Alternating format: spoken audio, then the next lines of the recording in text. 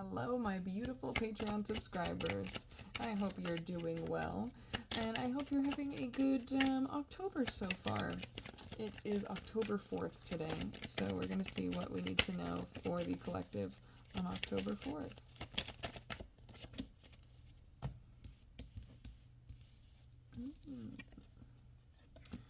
Okay, so we have this energy, 10 of Wands here, followed by the High Priestess, the Knight of Pentacles, and the Ten of Cups.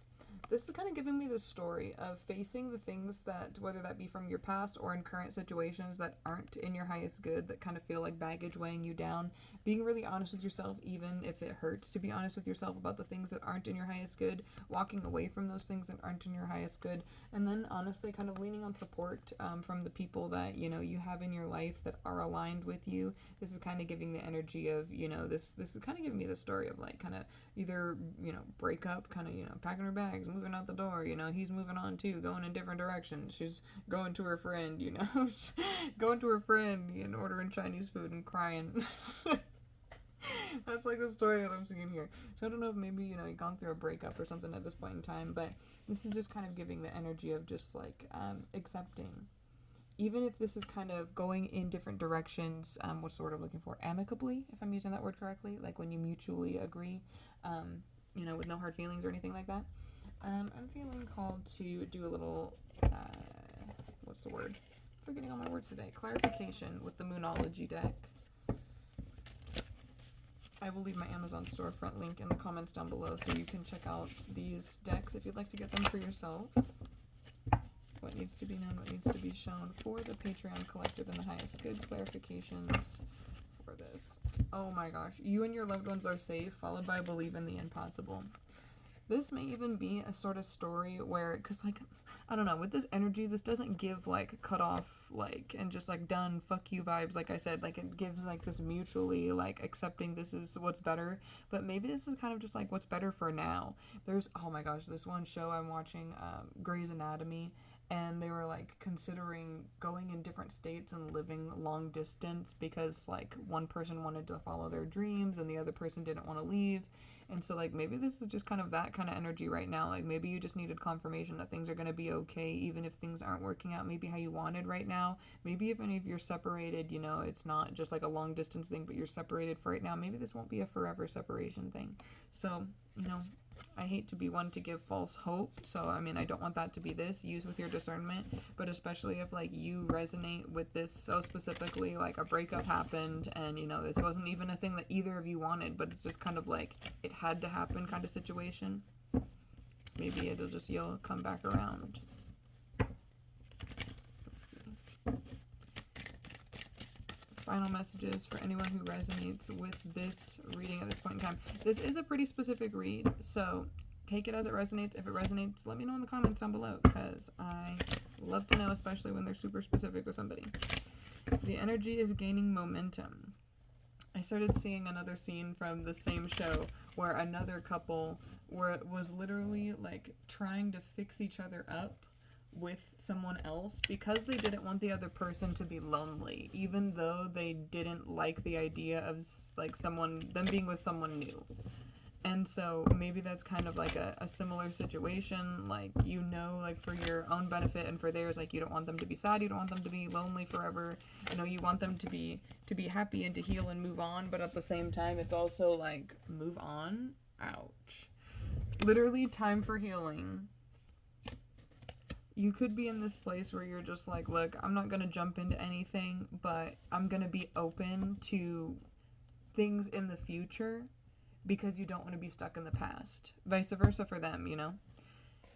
If this reading resonates, I would love to hear from you in the comments. I'm going to pull a few more from the tarot.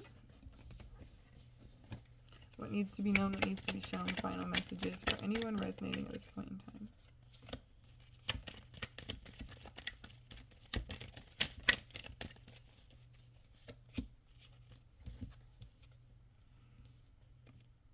Okay, we have the Six of Swords, followed by the Six of Cups, and Page of Swords.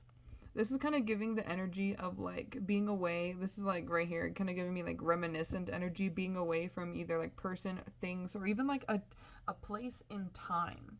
that you loved, that felt good, that felt comfortable, that felt safe, and feeling distanced from those things, feeling distanced from things or people or situations that you want, and honestly using those things as inspiration, using those things as things to motivate you and to push you, to fuel you, to drive you, rather than to weigh you down. I feel like this may even be a good time for like lots of self-reflection. She's journaling here. She's got a lot of the things that are attached to the strings are literally light bulbs. So I feel like she's got a lot of like, you know, epiphanies, a lot of self-reflection going on.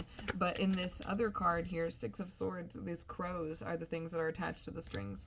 And I feel like with these crows, these are like really symbolic of a lot of like facing the things in your mind that like almost like I want to say like haunt your mind, facing those things and letting those things from the past go, like seeing how many things you were really carrying into your future, that were so much more than just, you know, unaligned relationships or, you know, anything like that. Like truly person, place, or thing, if it doesn't align, if it keeps you up at night, you know, getting those things out of your, literally Knight of Swords running away, like getting those things out of your physical, mental, and emotional space so you can be more aligned within your High Priestess energy here, feeling unbothered by the things from your past and more, you know, at peace with them, accepting of them.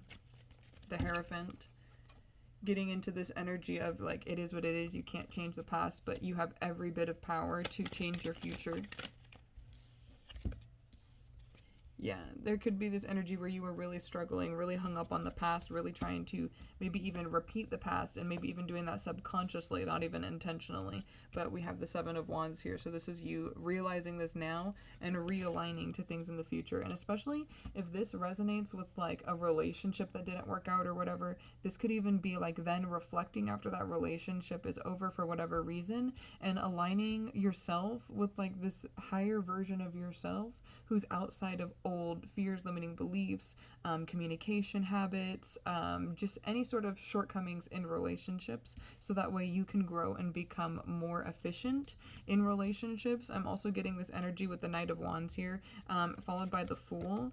This energy that's just like more self-validated in relationships, not so much looking for codependent connections, but more towards stable, secure attachments rather than like an anxious attachment style and things like that.